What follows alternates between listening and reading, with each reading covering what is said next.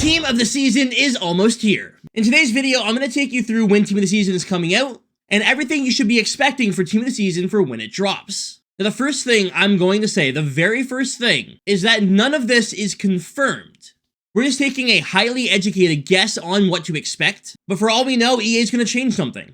I would say the likelihood of everything in this video being accurate would be about 95%, but I would have said the same thing about the Red Wings making the playoffs 2 weeks ago, and look at how that's going. Now, just in case I do miss anything in this video, if you guys have any questions, please leave them down below. If you're new, don't forget to subscribe, and let's get into this. So the very first thing you should know about Team of the Season here in NHL 24 is that it's going to be a 4-week-long event.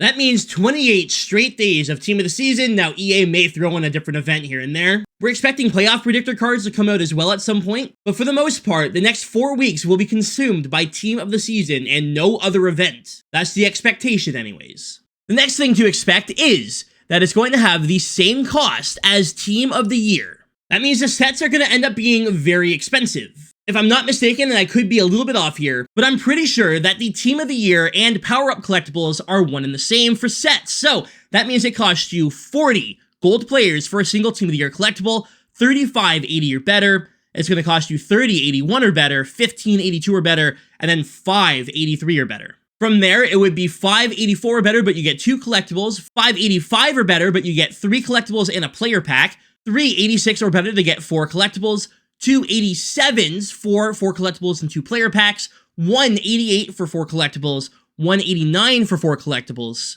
And I do expect this to have a 90 overall set trade-in. I would say it's probably still going to be 5 collectibles, but you might get a couple player packs with it. Now, I will say we're a little bit later in the year. Maybe EA decides to drop the price just a little bit. Sets won't work exactly the same as they did for Team of the Year, because in Team of the Year, you can make cards straight up. Can't do that in Team of the Season. So we'll see what EA has up their sleeves for the TOTS. The third thing to expect for Team of the Season is that these cards will not be 99 overall. In years past, this was the expectation, right? Team of the Season's here, they're all going to be 99s, great. However, even last year, they didn't even all hit 99 by the end of the game.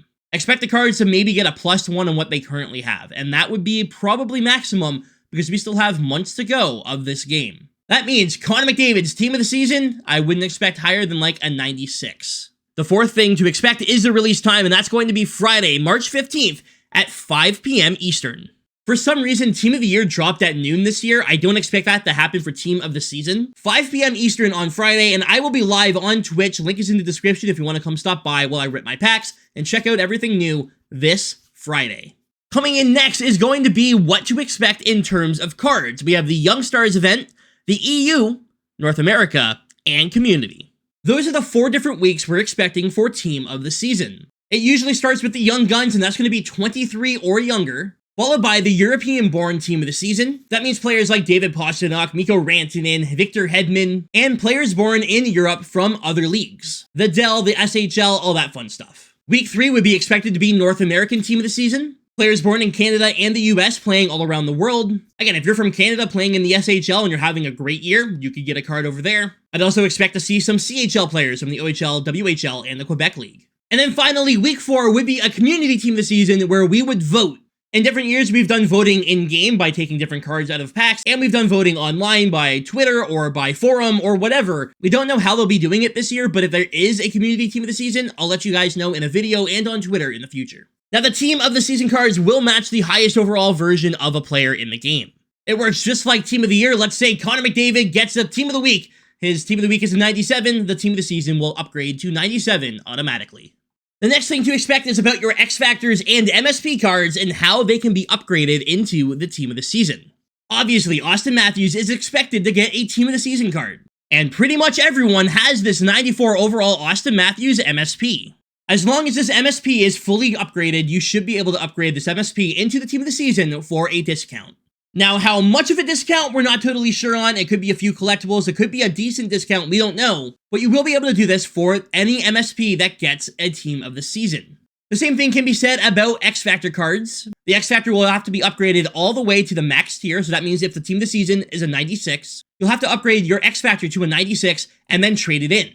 Now, again, we don't know how much it's going to cost in terms of collectibles. We don't know, but we're not there yet. It hasn't been released. But if I had to take a guess, you'd probably save about like 40%. Now, when it comes to the Team of the Year upgrades, that's going to work a little bit different, and it's a good thing. If you've already spent the time making a Team of the Year card, let's say Connor McDavid, you made that Connor McDavid Team of the Year item, you will be able to trade in the Team of the Year for the Team of the Season 1 for 1, actually 1 for 2. If you have that Connor McDavid, the one we're looking at right here, and you want to turn it into the Team of the Season, you'll trade in the Team of the Year Connor McDavid, and then get a Team of the Year Connor McDavid back along with the Team of the Season. The card should have a couple different things, maybe synergies or abilities. Stats will obviously be the same, but the card art will be different. This gives you a chance to trade in your Connor McDavid, get a Team of the Season and Connor McDavid back, then have an extra card to trade in the future for sets. That means Connor McDavid, Matthew Tkachuk, Nathan MacKinnon, Cale Makar, Miro Heiskanen, and Linus Ullmark will all have these sets. Well, as long as I get Team of the Season, which maybe Ullmark doesn't, but the other ones should. And again, that trade-in set will be free. You just trade in the McDavid, you get both McDavids. That's how it's going to work, or at least that's how it's worked in the past. Just a note, an important thing, if you have a tradable Team of the Year card, say you have tradable Team of the Year McDavid, and you put it into this set, you will get both back, but they will be untradeable. Keep that in mind. The same goes for the X Factors and the MSPs. If you put in the tradable card, they will come back out untradeable. Now, what to expect for the players without Team of the Year cards, MSPs, or X Factors? Well, you're going to be able to make choice packs, but you will not be able to make the cards individually. At least that's how it's worked in the past, and that's why I can't tell you the exact price of a set. For Team of the Year Connor McDavid, it was 40 collectibles straight up. But for Team of the Season, they don't let you make each card individually. You get a choice pack, and you have to get lucky if there's a certain card you want. Now, this has always been the worst part of Team of the Season, and hopefully that is changed this year, but I'm not expecting it to, and you'll only be able to make choice packs. It's usually a 1 of 3, I believe. So unless a card has an MSP, an X Factor, or a Team of the Year card, or maybe like a fantasy card as well, maybe they do that. But other than those cards there, you're probably not going to be able to make the specific card you want without doing a choice pack.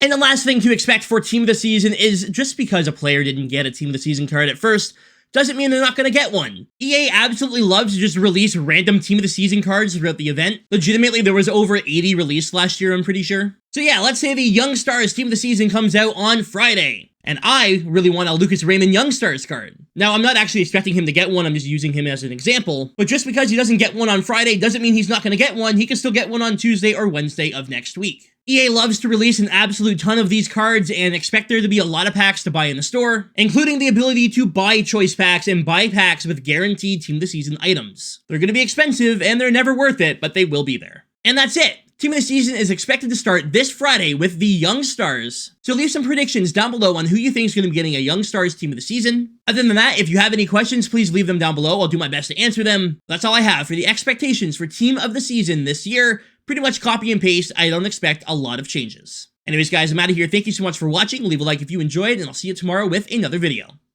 Thanks for watching, guys. Stay frosty.